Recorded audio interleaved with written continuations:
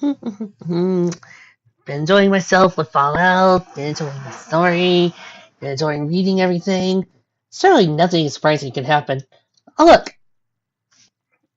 this chapter is 15,000 words.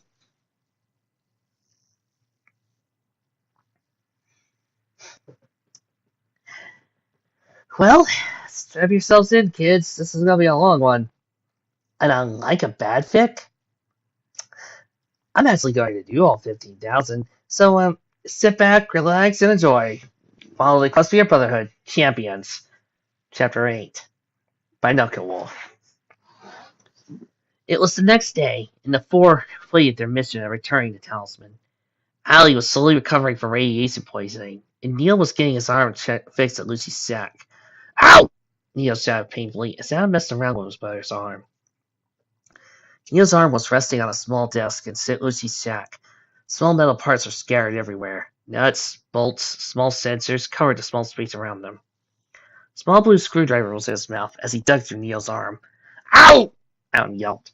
Neil yelped as Adam pushed farther to his brother's arm. Ellie was resting in her bunk, and Lucy was out getting food for the night, which in some cases was probably a good thing. Adam, why does it have to hurt so much? Neil asked, turning his head away from his arm, gritting his teeth, trying to accept the pain. Adam put down the screwdriver for a moment to answer him. Because when you jumped into that water to save Allie, your arm's nerve sensor got water on them. When I made this for you, I didn't make it waterproof. He picked up the screwdriver and continued to work on his arm. Ow! He yelled. For some reason, his yelps didn't wake up Allie. That wasn't my question. My question is, why does it hurt so much when you work on my arm like this? Adam put the screwdriver back down on the desk inside. Well, your nerve sensors are in the way of the motor control relay. So in order for your arm to even work at all, I need to move your nerve sensors to get to your motor relay. Neil gave him a puzzled look. What? Neil gave him a blank facial expression. I have to move the thing that hooks up to your nerves so I can make the arm stiff. You can use it like a support, because if you use it now, your nerves in your arm can get severely damaged. Heck, I'm surprised it made it this long. I see. And how long will this take? Adam moved his goggles on his forehead down to his eyes. What? Oh, just a few more minutes. Neil sighed in relief. Just work as fast as you can, because this is torture. He slouched in the chair he was sitting in to try to relax the best he could while Adam operated. Adam jerked forward to his arm with the screwdriver in his mouth. Instantly, a huge throbbing pain went flying through Neil's body. Ow! Neil yelled as he felt his arm stiffen. Adam put the screwdriver away in his bag and wiped his sweaty brow. Phew, I'm done. I'm finally done. He adjusted his goggles back to his forehead. Yes, finally, Neil said, getting rid of some of the sweat on his back. Here, let me close it up and you should be good to go, Adam said before closing his brother's arm, returning it to its normal state. You can move now, Adam said, backing away from his brother. Great. Now, just let me down from the desk, he said to himself, letting his right forearm on the ground. Neil smiled as he took one step with his left hoof. But when he moved his right, he stumbled a bit, then fell down with a thud hard on his face. Does the pain ever end? He moaned to himself as he tried to get up on the ground. Oh, you can't move your arm normally. I locked it up. Think it was a pig leg from an old pirate story, Adam added. Great, Neil muttered, standing completely up on all four of the holes finally. How are we supposed to find Mom with me like this? You're gonna have to wait till this weekend while I get more parts for your arm. Until then, you're gonna have to be pig like Neil for a while. Adam chuckled. Neo's jaw dropped. But I don't want to be pegged like Neo. He stopped trying to move forward. And how am I supposed to do anything? His sense was interrupted by the floor coming into contact with his face again. I yelled at him as helping his brother up. I'm fine, thanks, Adam. He sighed while rubbing his sore face with the other good hoof. The shack door opened with Lucy standing in the doorway. Hello, boys. She greeted them before closing the door. Tell me you at least brought food back, Neo begged, while he was leaning against Adam for stability. Lucy turned to him with a blank, pessimistic face. What's with you? She asked, looking at the two. Adam held his brother moved to his bunk before replying to Lucy. I locked up brother's arm so he can move around, but it turns around he can't really move any better than he could before. So what? Is he peg-legged Neo or something? Neo faced up to the remark of his left hoof. Really? You two? Neo's reaction was followed by a small chuckle from Adam. Well, Lucy yawned. I brought back some food. It's aerated, but it's food. She threw the saddlebag on the ground and opened it for him. Get when you need it. I'm off to bed, she said, moving over to her bunk. Oh, and Neo, don't eat too much of it. We need it to last more than 2 minutes. Plus, it's irradiated, so you don't need any more radiation at the stunt you pulled back there with Allie. Aw, Neo pouted, laying in his bunk. Oh, you can't eat Neo because of radiation, blah blah. He continued to himself quietly while imitating Lucy. She dove to her bunk and pulled her bedsheet over her. Night, she said while rolling over. She didn't even take off her fedora. She just went to sleep. Well, I guess we eat something, huh, brother? Alice said, moving to the saddlebag. Yeah, that's if I don't eat it all first, right? Neo commented sarcastically. Yeah, so I better be careful on what I give you, Al replied from his saddlebag. Everybody was fast asleep in their bunks, except for Adam. He rolled around in his bunk as he wrote some things on his paper. It was a list. He read through it and sat down to check if everything he wanted was written down. It was dark in the room, with only a small glow from a large terminal screen on the back of the room for a light. Adam smiled as he held the small pen in his mouth. He thought to himself his plans and how he could carry them out. Looks like I got everything I need on the list. Looked over to Lucy in her bunk. Now all I need to do is get Lucy to buy his stuff, bring it back, and get Brother out of here so I can make this stuff. Can't wait to tell Lucy and Allie. Wait till they see on the look on his face when he finds out his birthday is tomorrow. Al gently set down his pen on his pillow in front of him. Then he carefully pulled the blankets off of him. As he did, he tried to make a little movement as he could. As he moved off the bed, he tipped up over to Lucy's bunk on the other side of the room. He held a small paper in his mouth as he crept over to Lucy. At the bunk, Lucy was sleeping soundly with her door laying awkwardly on her head. He poked her head with his hoof. Lucy? She just twisted and continued to sleep. He poked her again. Lucy! She slowly opened her eyes and yawned. Bedroom's outside, kid. That's not what I wanted to ask. She yawned again before sitting up in her bed. Then what do you want? Because you haven't noticed, I was sleeping. Here. He put the paper down in front of her. The hell's this? She grumbled while scratching her head. It's a list of stuff I need to build Brothers' presents. She looked down for a second before turning her gaze to the paper in front of her. 2 nerve attachment units, 6 carbonic resonation tubes, 4 steel pads that are 12 inches wide, and a stainless steel blade that measures 4 inches, lastly a new robotic limb. She stared at it before looking at the paper and putting it in her pocket of dust she wore. She turned to him with an odd look. Wait a second, presents? Yeah, his birthday's tomorrow. He's like 4, right? Adam frowned at her response. No, he'll be 21 tomorrow. Are you sure? Because I was sure he was at least 3. Could you please just give me the stuff on the list? She looked at him blandly for a moment before answering. Sure, I know where most of this stuff is. Can't promise I'll get everything. Adam smiled at her. Thanks, Lucy. This means a lot to me.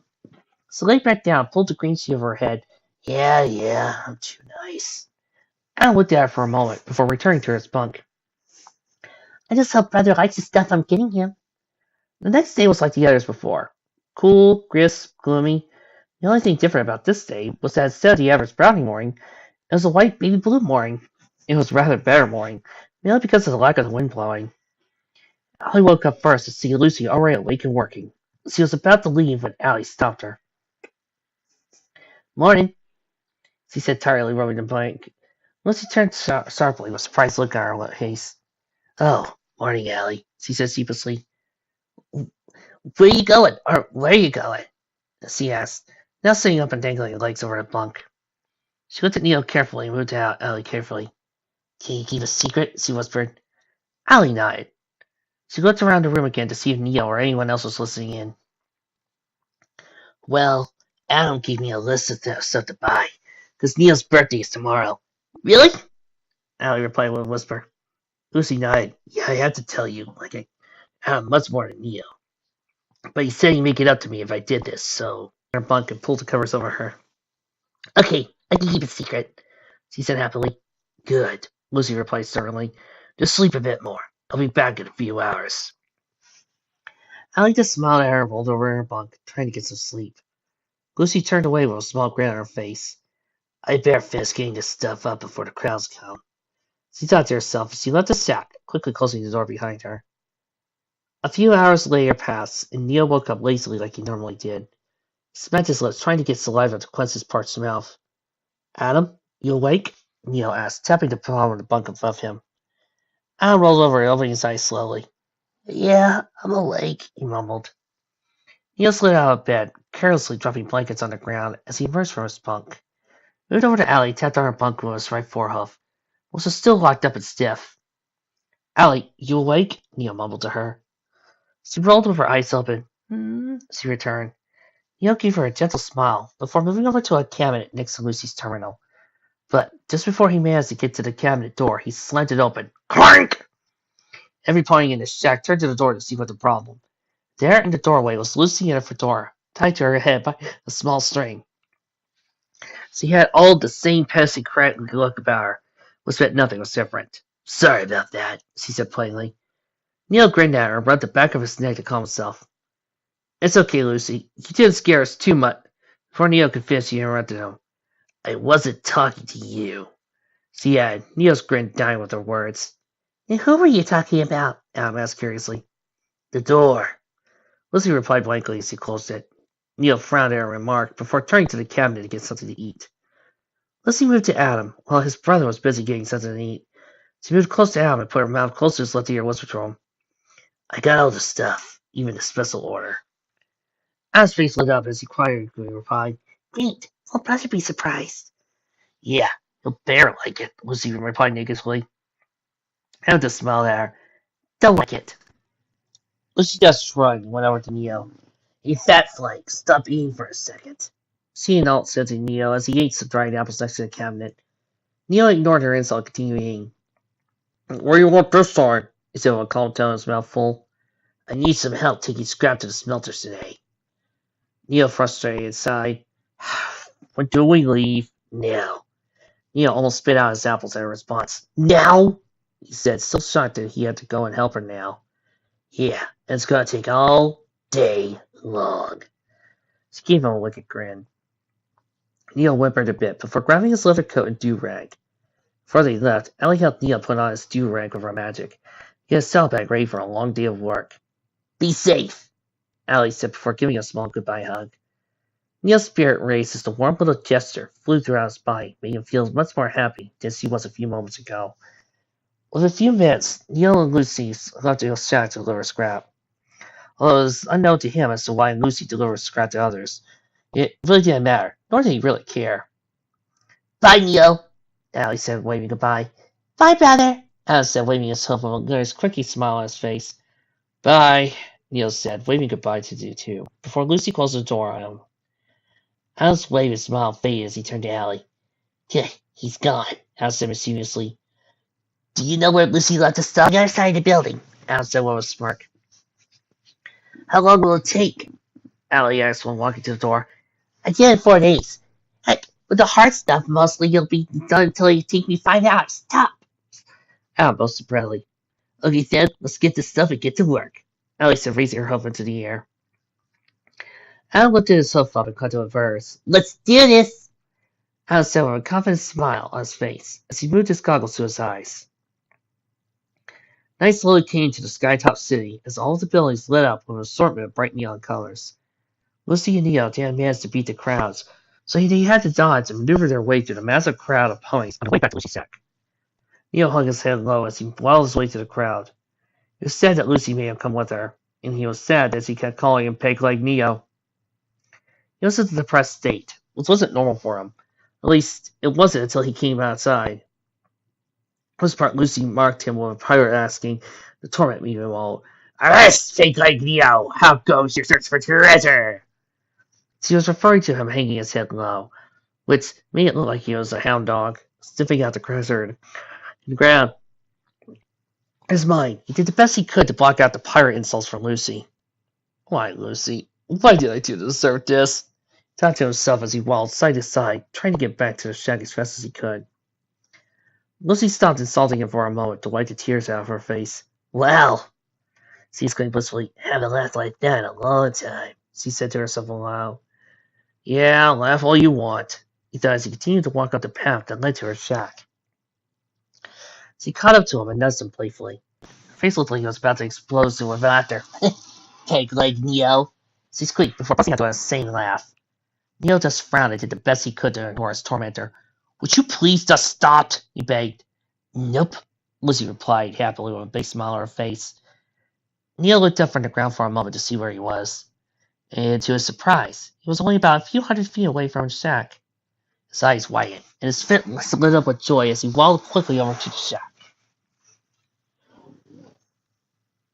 He got into the door before Lucy, and stood there knocking on the door violently. Adam, Allie, let me in, please, he begged pitifully as his smile turned to a sour frown. Lucy slowly approached the entrance with her normal look about her. One sec, she said, nudging him to the side. She raised her hoof and knocked on the door 3 times, in some kind of specific pattern. On the outside, Neil could hear Adam and Allie shuffling around inside, whispering to each other.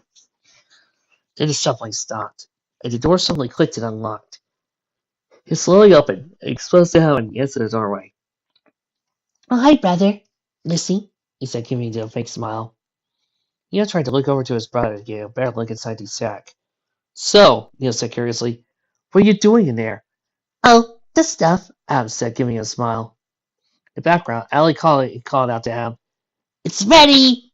Adam turned his head to see if she was telling the truth. With a nod, Adam opened the rest of the door to his brother and Lucy. And he used it. Adam and Lucy and Allie yelled, Surprise! Neil was shocked at the sight, face baffled by the event. What is this? Neil asked softly. Lucy pounded once on the back. Don't you see? It's your birthday, you scurvy dog. Neil looked at Adam with a baffled look on his face. My birthday? He asked. He was still contemplating the moment. Adam gave a real smile this time. Yes, brother, it's your birthday, Adam said, something slightly in the air. Neil thought about for a moment for the day of his birthday. It had been a few days since they got to stable. His whole sense of time and date was completely messed up. Well, if Adam said it was his birthday, then heck, it was his birthday. Neil suddenly felt himself lift up from the insults that Lucy had thrown. With a new spirit, he gave him a smile. Thanks, guys, he said gently, as he and Lucy walked through the door. There wasn't really anything different about the inside, other than some food that was in the middle of the floor, 2 large items next to the meal. The aisles were oddly seated and covered with 2 blankets from the bunks. Adam moved over to the center of the room and sat down near one of the gifts. Sorry if we didn't wrap the gifts with paper. It was the best we could do, he said, rubbing the back of his neck with a gentle grin. Lucy sat down on one of the bunks to watch them, and Allie levitated the first object over to Neil with a smile on her face. She lowered it gently in front of him, as all 3 watched anxiously, and he sat down to open it. You didn't need to get me anything, Neil said, humbly looking down at the green blanket-wrapped gift. No, trust me, you need it, Adam said, leaning a little closer. Okay, if you insist, Neil said, before moving down and opening the blanket with his mouth. It was supposed to be a large metal square with blue light down the middle of it. It looked like a saddle of some sort. It was made of steel and had 2 black discs on top, connected with neon blue light. Neil looked at it curiously, eyeing the mysterious contraption. What is it? He asked with an eyebrow raised. Adam went over to his brother and asked him to stand up. Here, I'll show you, he said, holding his brother still. Then, he turned on the metal device with a stern-looking stare. A small ring of blue light and fell to the item, causing it to float. Neil jumped for a moment in amazement as he watched Adam levitate the object towards him. What the? How are you? How? He started. Sam moved his brother's duster up a bit, exposing his back. Here, just once, Adam said reassuringly, as he placed a cold metal pad on his back. The cold little device sent shivers down Neil's spine as Adam rested gently on his back. 1 second, Adam said before the device made a small clicking noise.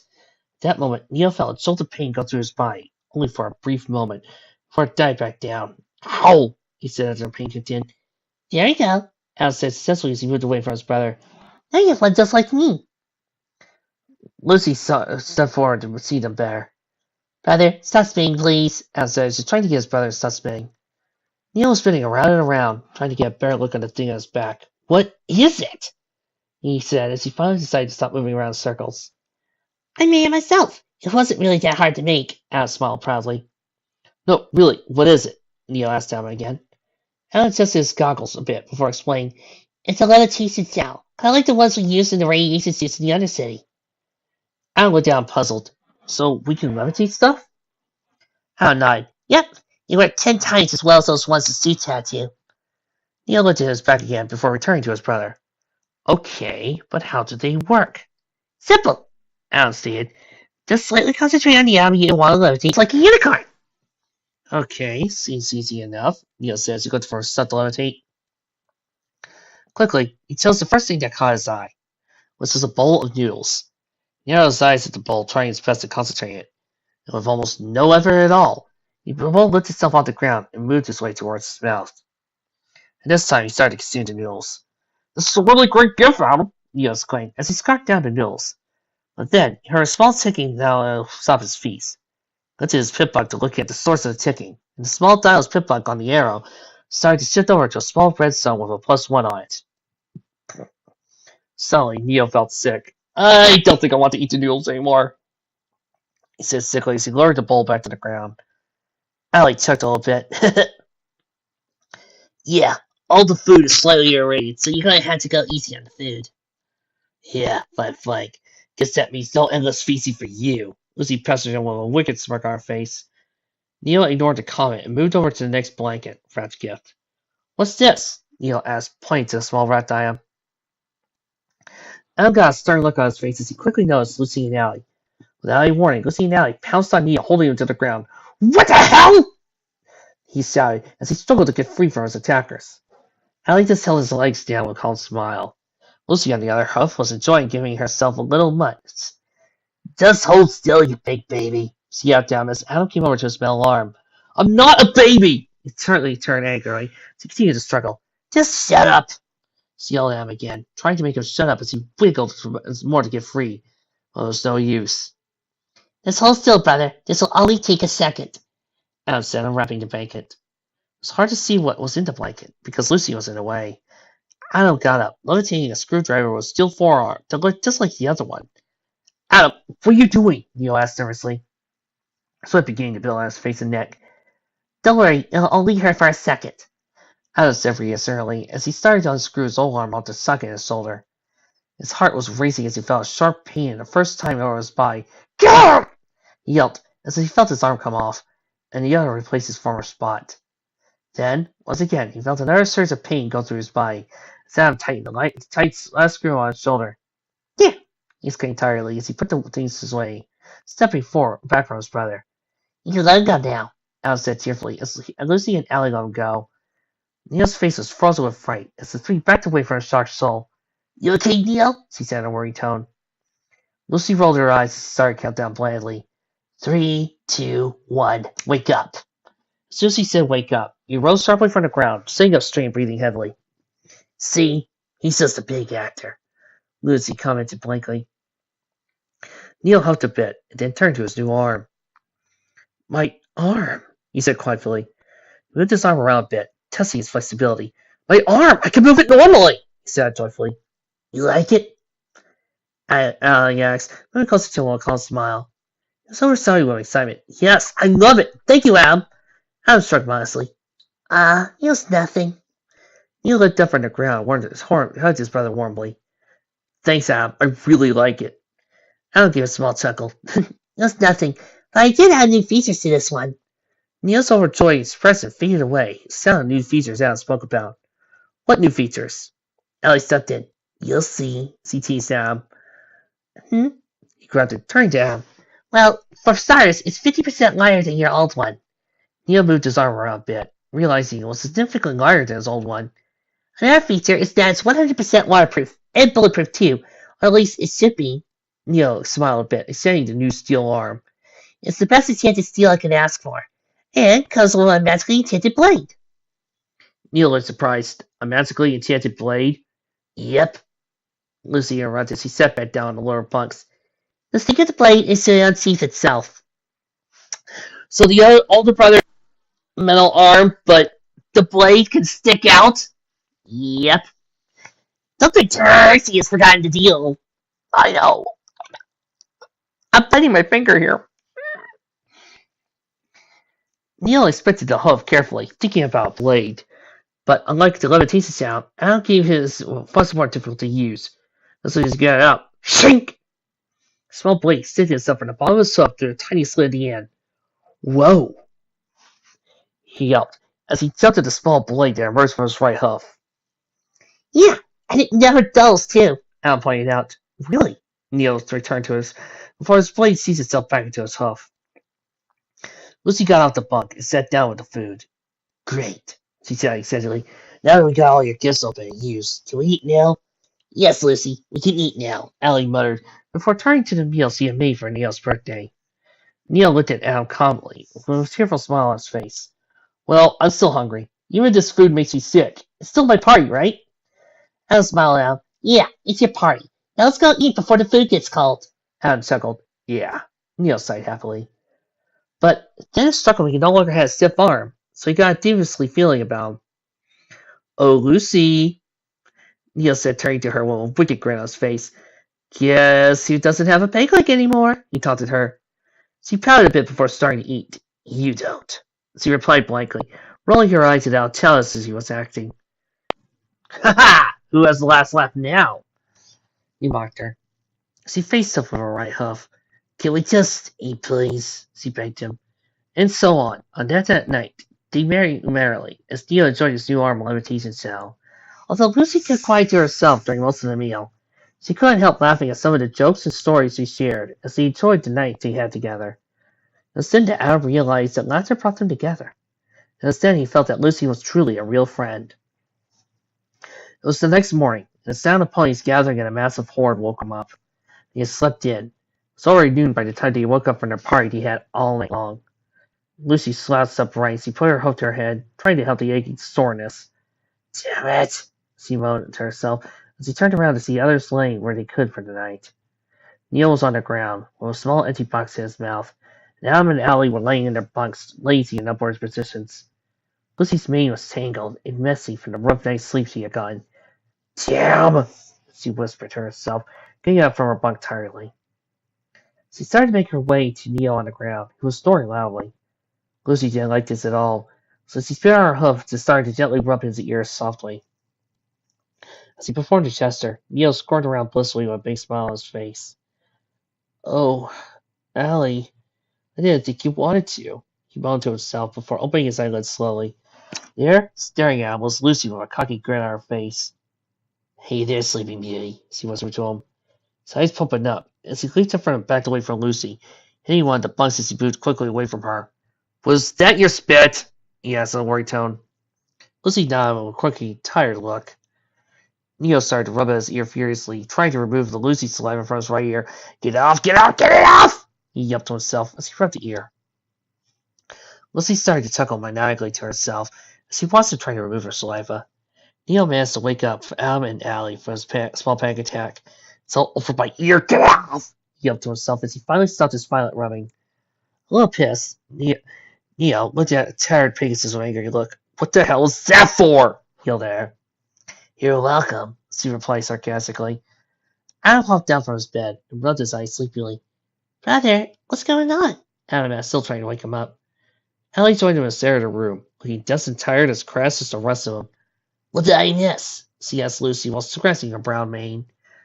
Lucy turned her head to look at Allie, showing the quirky grin she gave Neo. I pulled a little prank on him, she said calmly with her wicked grin. That crazy lady put spit in my ear, Neo yelled at her. Lucy giggled softly to herself. I sure did. She giggled was almost evil. Neo managed to cool down a bit before replying. Yeah, well, you had your fun. Just remember, I have my arm back, so that means I can move properly now. So, watch yourself, he muttered to her in an almost angry tone. She slowly stumbled away from him to a cabinets in the corner of the shack, hanging her head low entirely. Yeah, I'll be something long and hard. Bam! Her face made contact soundly with the hard floor. Ow! Lucy moaned as she looked over her shoulder to see what she tripped on. To her surprise, the item she tripped on was her sniper rifle. How the hell did that get there? She said, scratching her head. He moved over to her and started to taunt to her. Ha! He pointed at her. Who's the one falling in her faces now? He taunted her, as he enjoyed every second of her failure. Lucy just ignored him and got off the floor. Laugh it up, kid, she said plainly while she dusted herself off. I looked down at her rifle on the ground. Looked like she managed to break the scope by ditching aside. Lucy? Al murmured softly as he moved over to her. What, Adam? She said negatively, looking out with her eyelids low. He pointed down to his rifle on the ground. Your scalp is a little off, he said cautiously, trying not to upset her. She shrugged before looking down at her rifle. I don't know what you mean. She stopped there, her eyes started open. What happened to my rifle? She muttered angrily. I could see the fire building up in her eyes. You did it yourself when you walked away from my brother, Alice said sheepishly, putting his four hose in front of him, trying to block any rays she could throw at him. Allie and Neil jumped behind the nearest bunk for cover from her raids. Take cover, she's gonna blow! Neil said, jumping from behind the bottom bunk. But nothing happened. Instead, she just got up and started picking up boxes and putting them in a pile. Neil and Allie poked their heads from the cover behind the bunks with baffled faces. Why didn't she explode? Allie said, scratching her head. Neil straight to Allie. I don't know. Lucy stopped, her trash collecting for a moment. She just stood there with her head hanging low. Neil? Adam? She sighed. Adam approached her carefully. Yes? He answered quietly. Go to the arts district, get me a new scope. Her tone was quiet and soothing. But it was easy to tell that even the slightest thing could detonate Lucy's raids. Neil gulped from behind his cover as he asked nervously, Where's the arts district? Instead, she just replied just as calmly as she did before. Pip-Buck, local map, get caps, buy scope, now. She emphasized on the now. Al decided it was safe to ask another question. What about Allie? He gulped. She looked down with wide, demon eyes. Scope, district, buy, now. She said, almost ready to explode. Adam nodded quickly, grabbed his stuff and dashed out the door, slamming it behind him as he left. Wait for me, Adam! Neil called out to him, and put his saddlebag on and jumped out the door. He also slanted as he exited his sack. What just happened? She was interrupted by the Pegasus. Just clean up, she barked at her. She sat to attention. Yes, sir! She yelled as she quickly moved from around the room, picking up trash from the night before. It was cold and damp outside, with small trickles of rain falling easily down to the world. Small rings of thunder and lightning could be heard booming out from miles away. Ponies of all kinds walked along the metal ground, splashing in small puddles of water as they went. The rain was the first thing Adam felt. Every tiny drop was cold and tingling. Look, brother, rain! Adam exclaimed merrily, looking into the dark cloudy sky. He'd forgotten all about the previous objective Lucy had given them. Neo snapped it back into reality. Yeah, falling water is a good thing. He said sarcastically, looking at his Pip-Buck. Adam shook his head, trying to forget about the magical rain falling from the sky. What does it say? Adam asked as he pulled up his Pip-Buck to his face to inspect the map of the city. On his Pip-Buck was a small orange display that said Area Map. Right next to it was a box with the words Local Map. Using his teeth, Adam turned the small knob on his Pip-Buck. The screen flashed to a map of the city in full detail. Wow, there's a full map of the city already here. Mm-hmm. Neo nodded to him as he continued to look down at his Pip-Buck. Adam pressed the button on the side to let him move around a small cursor onto the screen of the Pip-Buck. He moved it up and down, looking for the arts district. Found it! Neo exclaimed, putting his Pip-Buck down. Adam put down his own with a cheerful smile on his face. So, how far away is it? Neo looked down with a small smile. Well, it says it's about 1 mile away from here. Isn't too far if you ask me. It's next to some place called the Arena, though. Adam looked puzzled by the word. Arena? Yeah, fighting, sports, that kind of thing. What? It's a place where ponies sit and watch fighting and sports and stuff. Oh, Al said, nodding his head. So then, which way do we go? Neil looked around a bit before bringing up his EFS. A small orange screen popped up in his face. On the screen was a small orange blip blasting slowly to the west. Well, it says it's this way, Neil said, pointing his left hoof to the west. Al looked down in that direction. How long do you think it'll take to get there? Adam said, looking up at his brother. Neo shrugged.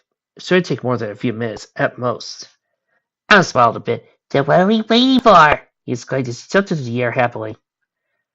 Neo couldn't hold back his own smile. Even though they might be a million miles from finding their mom, he still held a strong, positive attitude. Neo looked to him. Lead the way, he said merrily as he motioned down his hoof to the west. They both turned to the west and started to make their way to the nearest bridge that moved to their destination. After trying down the district, they made their way to the next district over. This was the Pound District. As they trotted along, a huge metal bridge just sped over to the building. They took a note of all the magically lit signs that covered the top half of the building. Boxcar Suites and Inn, world famous for its top-notch room service. Their sign said, Iron Hoof Artillery and Firearms, best in the whole province. There were also several signs with mares or stallions dancing on poles in hypnotic fashion. It was both amazing and stunning to see the city in full life. Then, they came to the other side of the bridge. They saw a huge purple neon sign say, Iron Hoof Slayer Arena, join the fight, become a champion today. Below the sign was a list of dates and times. What do you think that means? Adam asked with an eyebrow he raised as he looked at the huge sign of the building. Neil glared negatively at the sign as he answered his brother. I don't know. And frankly, I really don't care. But it's probably best if we stay away from it. Adam looked down from himself. As they tried to the end of the bridge, there was a massive blue neon sign that said, Welcome to the Arts District of Prey Night. As they crossed the new section of the city, they were blasted by a wave of foul-smelling air. Adam gagged at the smell that entered his nostrils. Ugh, what's that smell? He said, putting his hoof over his nose. Neil was equally disgusted. I was thinking the same thing. He looked around the district as he moved onto the center path that ran straight through the middle of the section of the district. Unlike most districts, they had seen one normal buildings. Each one was made of dark steel that gave them lone room like a shadowy monster. These buildings all looked mostly the same, give or take a few tents, and wooden slaver trays here and there. Besides tents and stands, there were small Brahmin pens, holding 3 or so Brahmin inside each one. As they continued, they saw ponies covered in battered armor that made each one look like a gladiator. Each pony was filthy and grimy, and any pony who wasn't covered with armor or were covered with large scars were using skulls as pieces of their armor. Each pony they passed gave them a threatening glare before returning to their original task. The one thing Adam seemed to like about this place was the lights that were strung from building to building. It reminded him of Mayton. He missed the small town and its townsfolk. Both Adam and Neo jumped in fright as they saw a pony crash through a window and land 5 feet away from them. It was a unicorn stallion with an orange coat and brown mane. He had small cuts and bruises all over his body. He moaned a bit before attempting to get up. An angry-looking mare charged with a double-barreled shotgun levitating in front of her. The stallion got up and looked at her with bruised eyes. He spat out a bit of blood before he wiped his mouth off the extra blood. She was a unicorn. It didn't take Adam or Neil long to tell she was pissed at the stallion. She had a long red dress that made it look like it was some kind of silk, and a red velvet belt perched on top of her purple mane. She marched up to him with a shotgun pointing at his head. You had 5 seconds to tell me why I should kill you right now, you sick son of a bitch! She threatened him with her barrel hovering 2 feet from his head. He gave her a wicked grin. Shoot, woman, I don't give a damn. I got all I want out of you. He replied with a chuckle. She was losing her temper. I'm gonna shoot you, you know that? Huh, pull the trigger. See if I care. Make my day, you stupid bitch. He shouted with an imitating look in his eyes. Those were his last words before his head exploded into a million pieces. Shotgun blast echoed through the city as she lowered her gun. Serves you right, you preferred fuck. She snickered at his headless corpse. Then she spat on the body, turned, and marched back inside where her nose held high. All the other ponies in the street just shrugged and continued on with their lives as nothing happened. Adam was shocked by the event he had just taken place in front of them. Brother, did she just kill him? He whimpered as he stared at the once living pony.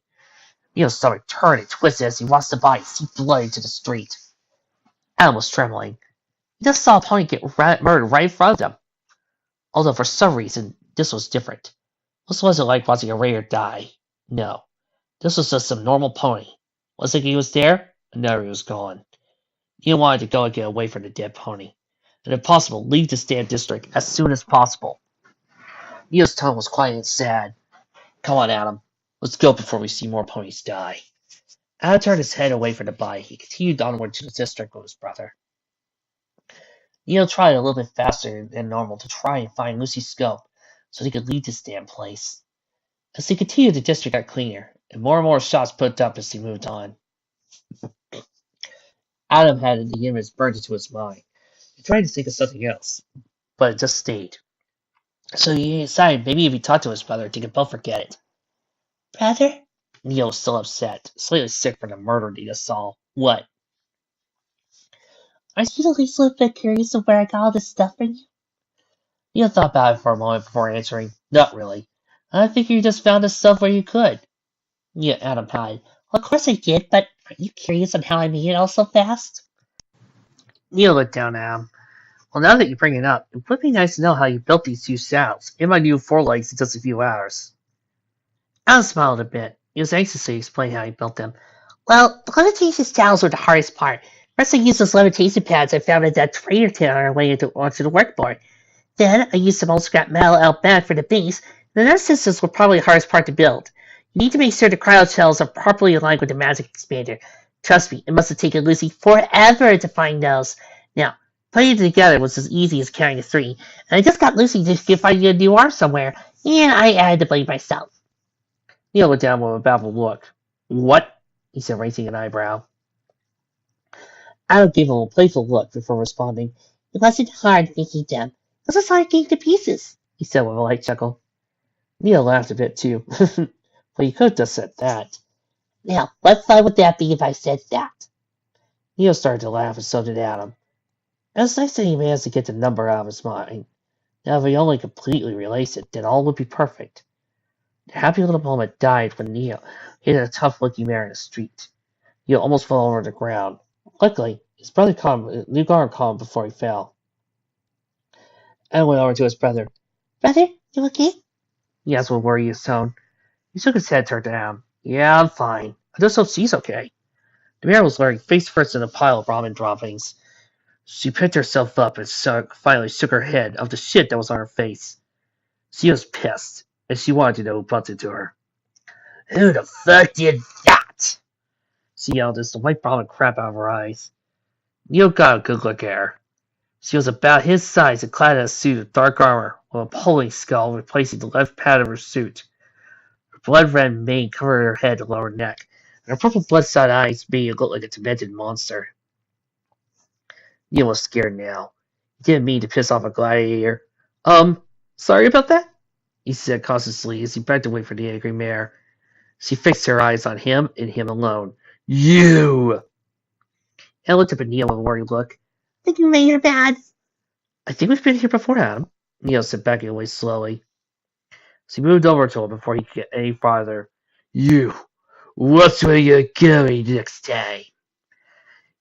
Neil backed down with his ears folded back. Sorry, didn't see you there. She just glared at him before pulling away with an evil grin.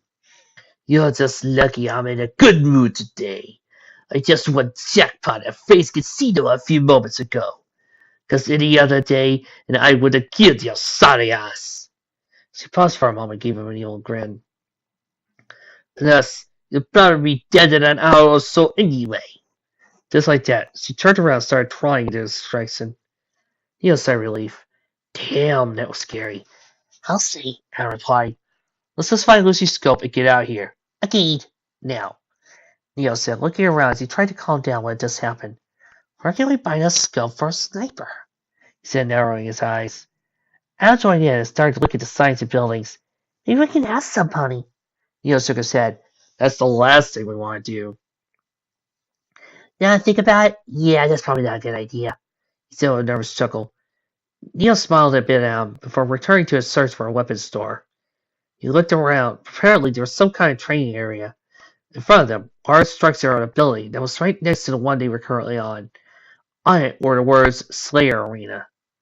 Several guards in dark green plated uniforms marched around with sprite bots and hovering next to them. One sprite bot passed the two boys blasting some kind of message.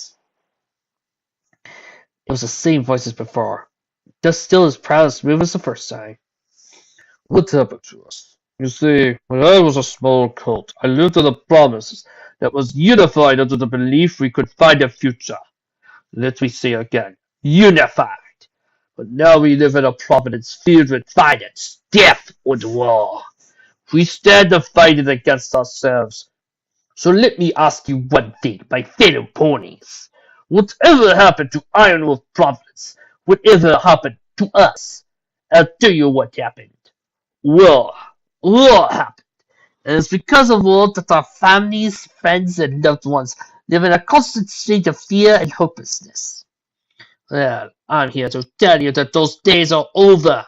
You see, the Iron Hub Legion is starting over, and with your help, we can build a greater future. One without the fear of war. A future with peace. I am your emperor, and this is my promise to find and build a better tomorrow. The two brothers watched as a tiny robot followed the crowd of ponies. What do you think it meant? Adam asked. Neil looked down. Can't really say. All I got from that was something about unity, whatever happened to us. They noticed it, but the area became completely crowded with ponies. There were so many, and they bumped into a pony with every step. There were ponies crowding the streets, and no sign of the crowd lining up anytime soon. Brother, how are we going to find your scuffle? We can't even move. I don't know, Am. I'm trying to see if we can get out of this crowd or something, he said, hopping in place, trying to look over the heads of the ponies in the crowd. Across from the district was the arena. The entrance to the arena was large and open, with long meat hooks and chains dangling from the ceiling. Inside the large entrance were two skinny tan stallions with black checkered suits on, well-kept groomed manes. One of them was pacing back and forth nervously, while the other one was looking at him with a distant expression. Zib, I think we need to find some contestants before Tiger Company comes and makes us fight for them. Shut up, I'm trying to think, damn it. And think faster, because if we don't get some pony up there soon, we are going to be the ones fighting Asmodeus. Asmodeus, Amadeus. Ooh, rock me, Asmodeus. Just shut up! Will you shut up? He stopped for a moment, looked at the Air Stallion. I got it! The Air Stallion looked down oddly. And we just need to find somebody out there, right? He nodded back. Then, just pure random smoke of the crowd. It's the arena. The Air Stallion put a hoof toe to his chest. He thought, that's cheap, dirty, and totally immoral. I like it. Then it is agreed. The Air Stallion nodded back to him with a greedy smile. That's agreed. They both then turned to the exit and dashed out toward the bridge that connected the arena to the Arms District. The bridge that connected to the Arms District was only 52 feet long, so the arena wasn't too far away from the main building. Once they got to the end, the two stallions looked at the crowd for a smug to get fooled to coming into the arena. They narrowed their eyes and put their hooves up to their brows to help search through the crowd. What about Zeppelin? One of the stallions said, pointing to the crowd. Yeah, looks too smart. What's about? He scanned through the crowd again. Zeppelin. He pointed to the scrawny mare. Yeah, Zeppelin looks too new. He looked at the sea of ponies. Some ponies like those two. He pointed to Neo and Al, who were in the center of the crowd. Who? The other stallion says. He looked for the other two and mentioned. Those two. He said, taking his partner by the head, focusing his gaze on the two brothers. How did you spot them? You have to have the knife. It's a good pony to deal with. Even the stupid kind. He said in a proud professional boast. Agreed, especially in our line of work. The other stallion chuckled. Then with a bow, the stallion that found said, Sally, hire our clients? The other stallion returned a graceful frown. It'd be terribly rude if we didn't offer our once-in-a-lifetime deal. Then it's agreed. Agreed. Just like that, he trotted merrily into the crowd to get to the two brothers. Neil was still looking for a gap that he could climb through, or a way to get to the crowd. Brother, doesn't look like it's gonna light up. We can't get up. We just gotta time it right in. His heart jumped out of his chest when he felt a hoof touch his shoulder.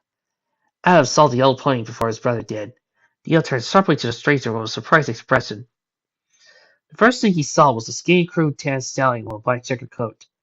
Who the hell are you? Neil asked him as he pressed the coat off. The stallion grinned out and moved closer to him. I am Jim.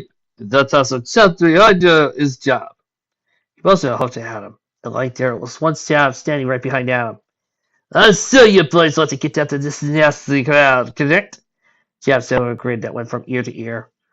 Adam was kind of creeped out by the overly friendly stallions. Yeah?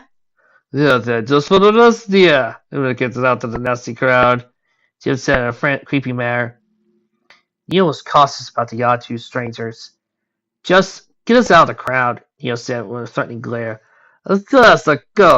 Just swallow us and we'll be out of here in no time, he said in a tearful tone. So together, they managed to bump and pushed their way to the bridge that took them to the arena. Once they were there, they took a few moments to rest. That was much harder than I thought it would be, Jibbo boy, you I say. Yes, okay, he puffed a bit. backed out of the way, so Neil and Adam all had to do was follow him. Now, the only thing Neil and Adam wanted to do was leave, and soon. Thank you for helping us, but we need to do something and be somewhere. Neil thanked him politely. Neil and Adam turned around and started heading out the bridge before being stopped by the stallions again. Wait! They cried in unison. They both turned to see what they wanted. What is it? Jim and Jab took each to one brother and wrapped their arms around them, merrily with big smiles on their faces. We have a little job for you boys. Adam looked up at the strange pony. Job? Yes, but this is no ordinary job. No. This is a very special job. Jim hesitated a bit while he spoke. We're not interested, Neil replied in a negative tone. You say that now, but why not share results first? Yes, this job will make you rich and powerful, and best of all, completely easy. He started to pull the two arms wrapped around their shoulders. As they explained the proper system, they slowly made their way to the arena and started to speak to the next portion of the conversation. You see, my boys, we look at the arena. Yes, we had to see score earnings and wages and such. And we have played our fighters today. And once the fighters, there is no show. No show, no bonus, no pay. And if the bonus don't pay, our clients get upset with us. They are now at the entrance of the arena. Adam noticed this and probably decided it was a good idea to point this out. Brother, we're in the arena. Neil looked around at the dark entrance they were now in. Hey, what's the big idea of bringing us here? The stallions let go of them and moved around to face them. Well, you see, we need you to do something very simple for us. Yes, very simple, Jabad. Like what? Neil said, rolling his eyes down. Well, all you need to do is go down into the field for 10 minutes, and wait for a bit, and bam, you're done. Jab waved his arms in the air, like he had made a little explosion. Once you're done, we will give you a lovely payment of 500 caps. Jab stayed in a wit's persuasive tone. Al looked unsure about the whole situation. Neil just wanted to leave. If we do this, will you leave us alone and let us go? Neil said, gritting his teeth in frustration. The two stallions crossed their hearts with their hooves. These let it, they said in unison, with big wicked grins. Neil sighed and looked at his little brother. Adam, what do you think about all this? Adam looked up to him with a straight face. I don't know. We really don't have much of a choice. It's either we go do this, or we go back out there to the crowd. Yeah, I'll go back out into the mess of ponies at the Arms District. And if they had 500 caps, then it would be used to help them find their mom, but yet repay Lucy for all the stuff he had brought him, so he could make his brother's gifts. Again, he smiled a bit and nodded to two stallions. Sure, I'll do it. You sure about this, Ab? I mean, are you positive about doing this? Ab looked at him and nodded. Just think about all the stuff we could do with 500 caps. Neil sighed. They turned his gaze back to Jim and Jab. If he says yes, then that's my answer too, Neil agreed. Good. That's it. Jim and Jab stepped to the side, pointing to a small door on the other side of the entrance. They still had their never-sized grins spread across their faces. Let's go through that door right there, and tell the arena master we sent you. Yes, and don't forget to do your, yes, do your best. Neil and Adam both gave him an odd look, before slowly making their way to the door. This better be worth it, Neil complained to himself. Don't worry, it can't be that bad, Adam said warmly as he tried to reassure him with a smile. I just hope you're right about this, he sighed. Just as they got to the door, they looked back into the two stallions grinning at them from the entrance of the arena. Go on then, Jim called to him as he motioned with his right hoof to go in. The two brothers turned around to knock on the iron-plated door.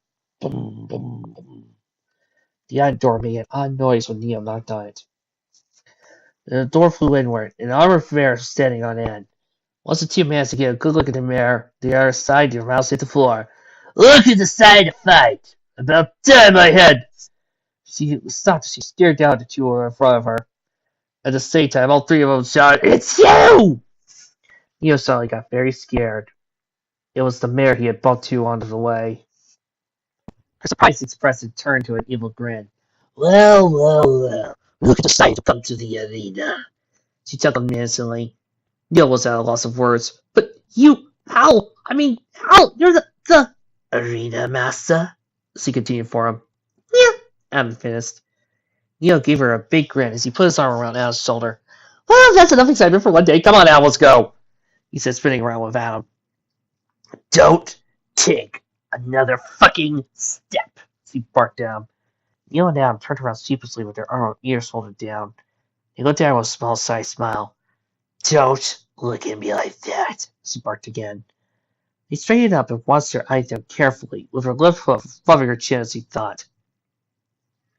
Well, you ain't the weakest ones to come here, I'll give you that much. She started to circle them.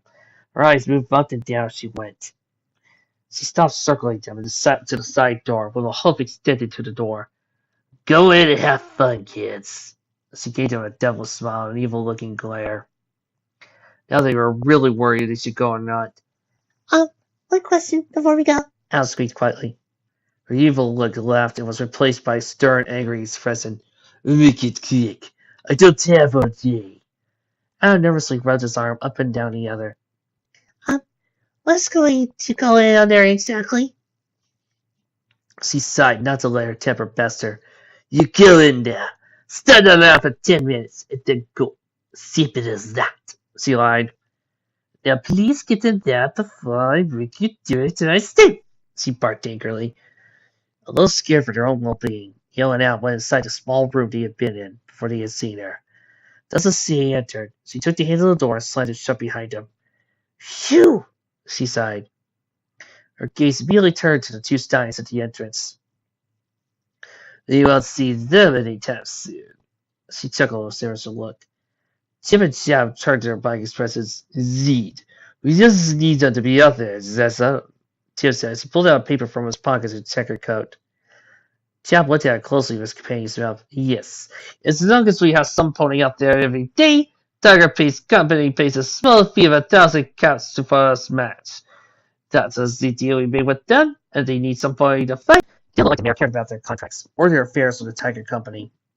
Listen, I don't really care. I just want to get beat, nothing more. Jab gave respect. Zed, and you live. Let us need to live for 10 minutes, and then after that, we get our pay, and that's it. It's over. We will never see those two again. Jim started to chuckle a bit. I say, I think we did the quite well. Yes, I do, brother of mine. He joined in his own chuckle. Jim pointed to the outer mirror again, with greedy eyes. I say, don't we bet on how long they last on there? Of course it'll all be fun for the game. What do you say, ma'am? She shrugged. Oh, no. I went shit for today anyway. So yeah, I have to get this back. Typically. After all, around this area simply extra special, with the Emperor being present at all, he said in a proud boastful air. Neil and Al sat there in a cold, dark room, with only the lights from their pet bucks giving them light. The room that they were in was small and dirty. Small meat hooks and chains hung from the low ceiling in a dark, creepy room. I'm really thinking this was not a good idea now, Adam sighed as he listened to the loud cheering coming from the other side of the door. Had a chance, Adam, Neo said, recalled, as the whole series of events had led him to this point. Then their ears perked up at the sound of cheering growing louder. On the other side, they could hear a muffled voice. Adam and Neo put their ears against the door as they could hear what was happening to the far side. Well, ladies and gentlemen of Ironhood City! The voice was loud, amazingly, and quite powerful to listen to. I give you the most inspirational, amazing show ever to come to this arena. Now, stop your hooves on the ground, Thor! He stopped a moment for continuing. All new contestants! With that, the door they were leaning on their heads suddenly opened with amazing speed. They both fell flat on their faces, close up, and held each other to dust themselves off. They were stepping out entirely to the arena. Small blasts of white blinding light hurt their eyes as they slowly made their way to the sandy field. The cheering was now ear-bleeding, as hundreds of ponies of all shapes and sizes and kinds yelled cheers out in the arena. Adam felt like panicking. He'd never seen so many ponies before. But brother, there's so many ponies. Neil looked around the arena and had hundreds of faces looking at him. I didn't think there would be this many.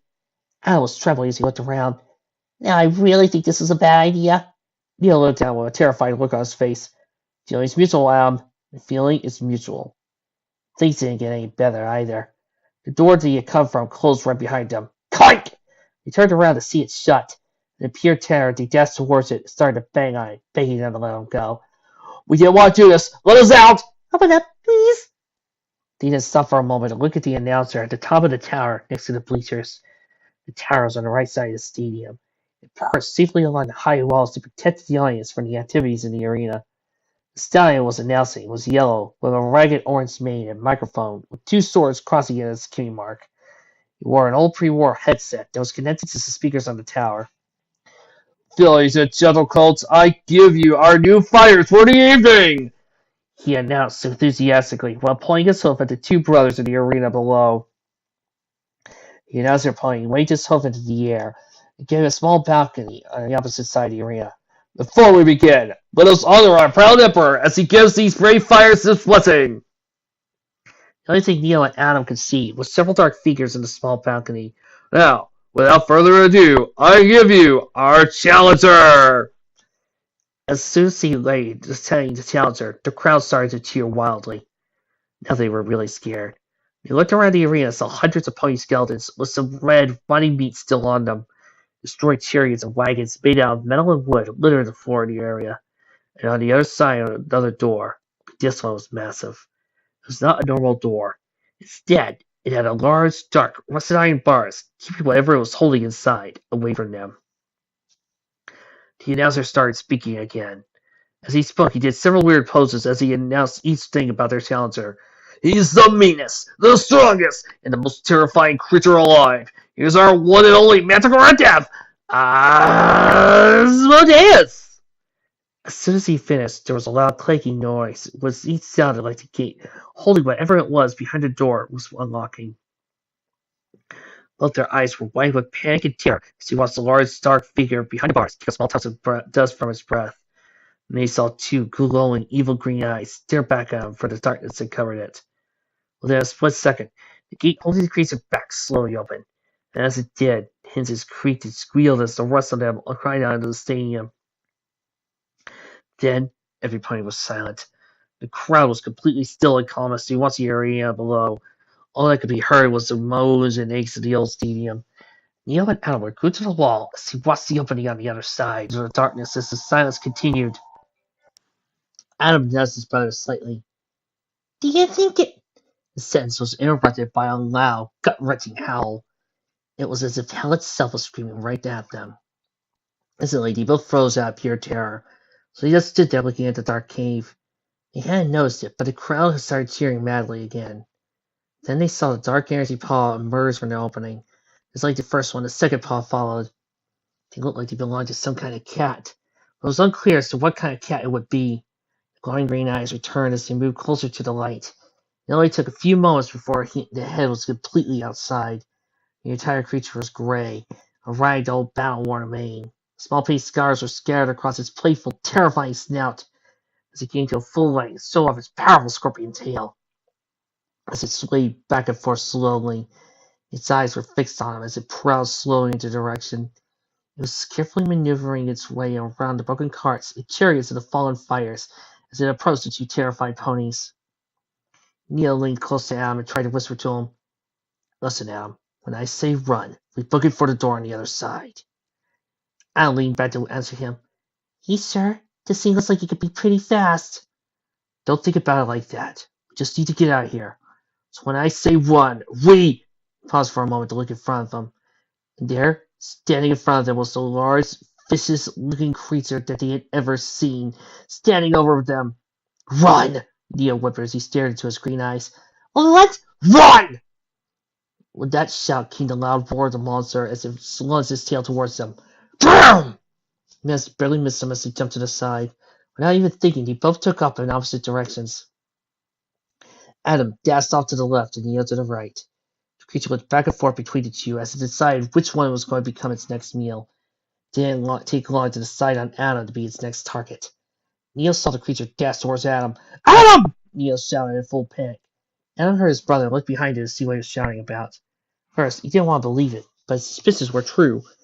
And like he thought, the giant monster was racing straight for him. He was gaining speed at an unbelievable pace, and he needed a place to hide. He needed it now. He spotted a large steel wagon that looked like it supported some kind of cannon or gun on top. He assumed it would be strong enough to lure the monster away for a moment so he could catch his breath. So, without another thought, he'd dart to the side and maybe find a way to destroy Battle Wagon. Asmodeus hadn't let him out of his sight for 1 second. The very moment Adam had turned, so did he. With a huge leap, Adam dove inside the metal wagon that had been flipped over. For that moment, he was safe, until he heard pounding, scratching as the monster beat and clawed the station wagon, trying to get his prey inside. Neil stopped running when he saw the terrifying beast pound and scream to the destroyed wagon, and with it he finally heard his brother cry out, "Help me! Please, help!" Thus his hearing his little brother's scream made his fear vanish. Instinct had kicked in, and he was pissed. Not even a moment to spare, he dashed off to the monster as it tried harder and harder to tease the young pony inside. Then a huge rock hit the side of his face. First he didn't notice it. Then a fell on Lars one hit his face, only this time he actually did something. "Hey, you ugly fuck! Eat me! Eat me! I'm over here!" Neil taunted the big thing as he jumped down with his hose waving in the air. Beast turned its gaze toward ferocious snarl, and the second Neil lost the powerful instinct inside of him, but he realized he just fucked himself. Dropped his hose and looked at the beast get off the wagon and move its way towards him. "Ah, crap!" Cuts back and lets himself out with lightning speed. Neil managed to see the thing come before it landed, so he dodged to the side and ran out towards the place the creature had emerged from. Asmodeus had noticed his new target move, so he took the underside of the paws to see if he caught his new prey. Once he saw nothing under his paws, he looked where Neil had gone. It didn't take long for him to spawn again. Neil looked back to see if it was chasing him, like he suspected it was. "Shit!" he thought to himself as he increased his pace. As he paused out of his wagon, he called out to it, "Adam, hurry! Help it do something!" Adam heard his brother's message, so he crawled over to a small opening to him to see what could be going on outside. Neil strayed off from his original plan and was going to try to get rid of the beast by moving through small carts and wagons. He jumped, dodged, and dashed through several small wagons to try and slow down the horrifying creature, but it was pointless. It would just kept jumping and swiping at the carts that had passed by, destroying them in one swing. Every time Asmodeus would destroy something, the eyes would either boo or cheer wildly. Adam just watched his brother try again to get away. But the beast always found a way to destroy obstacles were in his way. "I need to do something. I can't sit here and do nothing," Adam thought to himself. Think! Sounding himself in his mind as he looked for a radio for something he could use to stop it. Or at least slow it down. Then it hit him. He had a sound bag, and it had weapons in it. Quickly, he looked at his pit pocket to hopefully find something he could use to fight it. As he looked at his inventory, nothing showed up. At least nothing that would help him in this particular situation. Once he got through his entire inventory, not once did he find anything worth using. Just caps and some other items. He stopped his hoof down in his frustration, because he had to go back to Plan A, was consistent of looking around the arena for something that stopped it. He looked back outside to see his brother. All he saw was Neo running, trying to avoid the massive creature's claws as it swiped and lunged at him. Neo was getting tired. After all, he wasn't used to running this much. So he did the last thing he could think of, and that was to dash with the last bit of energy he could to Adam's wagon Adam was under. The manticore lunge was getting closer and closer. Neo pushed himself to the cart. Adam noticed his brother approaching it, so he could, with the most of the strength muster, try to make it to the hole he was looking at to larger so his brother could slide in. Once he had made the hole slightly larger, he put his head out and shouted for his brother to slide inside. Neo was only 10 feet away before he leaped towards the cart. As he leaped, so did Asmodeus. Neo felt safe when he finally slid into the cart, with a hair of pain go through his left leg. Asmodeus poked him down with one of his claws. He pierced through his upper left thigh. Sore pain got worse and worse as the hungry beast lost his chops and pulled him towards it. "Help! Adam! It's got my leg!" Adam looked for something to break the monster's grip on his brother. Adam found an old rusted sword in the cart he hadn't noticed before, so without hesitation he picked it up in his mouth and stuck his head outside the cart through the hole. So it took a few seconds to get his head out with the sword as it threw through the hole without cutting through his brother. He assisted his head so he could hit the paw with his hand on his brother. 3 powerful strokes into the paw and finally let go of Neo. Happy to be free, he finished crawling into the hole with blood dripping down his leg. Adam dropped the sword and returned to his hiding place with his brother. Although as lucky as was to have found the sword, it didn't take very long. Upon the third strike, the sword was snapped into pieces. Adam lay against the wall of the cart and tried to slow down his violently beating heart. Neil was laying in front of him, hose pressing against the bleeding wound. Neil was panting as heavily as he choked on the pain. "Adam, we need to get out of here. I don't think we're going to live much longer if this keeps up. I didn't think we had to fight this thing. I just thought we would." It was interrupted by Asmodeus pounding and scratching outside. "I don't think we can keep us safe much longer." "Brother, I don't want to die here." Neil choked on his pain coming from his leg before answering. "Listen, we need to get my leg better if we want to have a chance. And don't worry, you won't die here. Not today, not now. His words are comforting in a small way. So please, help me get back on my horse so we can find Mom and get the hell out of here! Adam nodded out sternly before pulling his pip-up to his face. He looked through the list of items he had on him, and although he didn't have weapons on him, he did manage to have a roll of medical bandages. He levitated him out of his bag and helped wrap them around his brother's leg. Neo felt the pain die down as Adam wrapped the magical bandages. Once he was done, Neo sighed with relief as he moved his leg around. I'm just happy he didn't get the bone. Adam struck a bit before putting the remaining bandages on his bags. I'm happy he didn't bleed as much as I thought it would. The crowd was chattering as the creature continued to attack their shelter. Neo sat up and looked over to Adam. Listen, I think I might have a plan to get out of here. Maybe in one piece. Might be a long shot, but at this point I think it's our best bet. Asmodeus was lying on the corner of the wagon with his dagger-like teeth. He felt a small rock hit the side of his face. He turned sharply to see what tossed a small rock. There was Neo waving his hose around, shouting readily of, Hey, down here! He growled down for a second before it charged down with all its might. Neo started to gallop at full speed towards the wall that separated the audience and the battlefield the two brothers were stuck in. He ran along the side with all the energy he had, and right behind him was the demon himself. Adam put his head out of the small hole and scanned the area for something he could use to stop the creature. He recalled what his brother had said when he told him about what his plan was. Sure enough, there was a large metal wire attached to a cart on the other side of a small burst of speed. He sprinted over to the cart that had their only hope of survival attached to it. Within a few seconds, he managed to get to the wire that was coiled and attached firmly to the cart.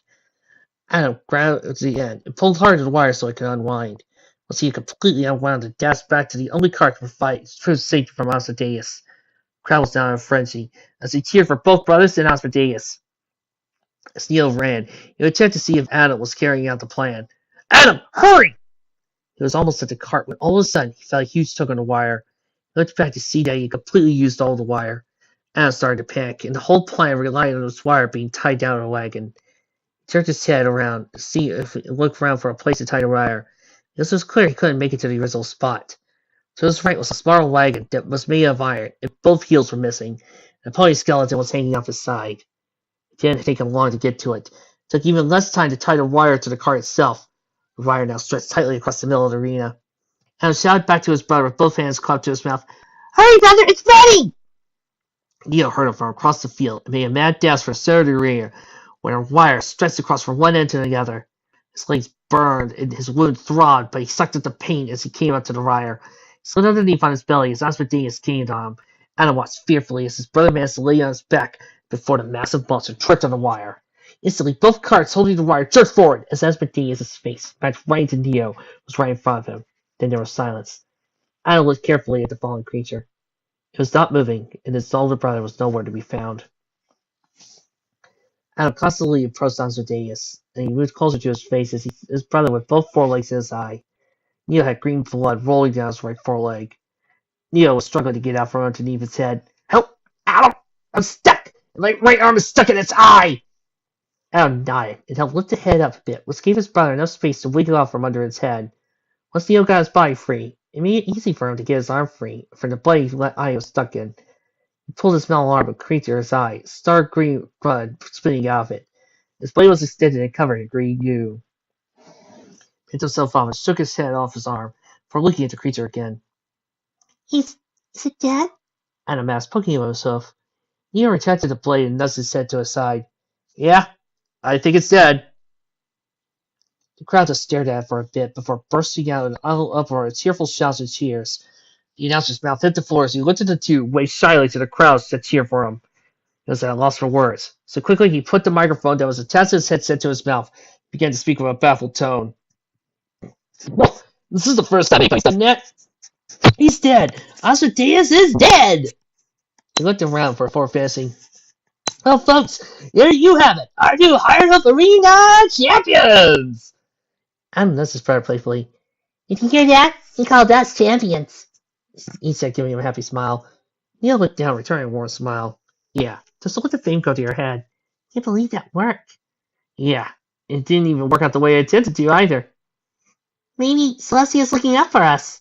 Maybe, Adam. Maybe. Yes, I am. They both chuckled as they listened to the crowd cheering in unison. Champions! Champions! Champions! Catch up! Darn it, Ed! In the balcony across the area was a shady figure sitting on a velvet chair, decorated with golden symbols that twisted and turned like leaves on the beats. Standing around him were true green armored ponies with gas masks attached to their helmets. In the corner there were beautiful earth ponies and unicorn mares, laying on silky petals with collars on their necks. On the other side of the room were three road ponies with crimson robes stretched green and gold down the middle of their backs and hoods. The pony in the armchair mostly with one of the ponies sticking in the corner behind him. One of the road ponies went down before approaching. With a graceful bow, he answered, "Yes, my lord, what do you need?" He leaned over to the pony next to him, and as he spoke, he did so in almost a whisper. "Those two down there, who are they?" The road pony looked at her agreeing for a moment before returning to him. "I'm not sure, my lord. As far as I could tell, they're just two commoners from the city." "Yes, but they managed to kill Asmodeus. Nobody before has been able to do that. Even with my skills and power, it took 3 years to catch him."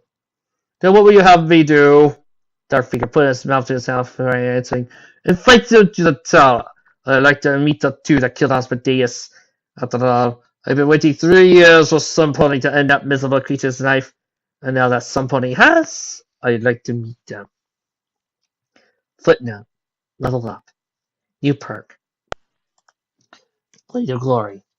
You now have a blade that extends from your mechanical limb. With it, you now have a fully functioning melee weapon on you at all times. This increased unarmed by 2 and melee weapons by 2 with every level. Would you like to level up Adam as well? Footnote. Level up. New perk. Champion's Heart. You feel like a champion. You gain +2 in medicine and 20 HP when healing yourself or others. You also gain +2 in unarmed. Okay, Spires of Magic. Most Mike and stories. Repeat after me. If I want to make a pattern, I mean to make the characters interesting. Very good. Write that down 1,000 times. Especially if you're going to try to do a 15,000 word chapter. Which I could have sworn should be longer than an hour and 17 minutes.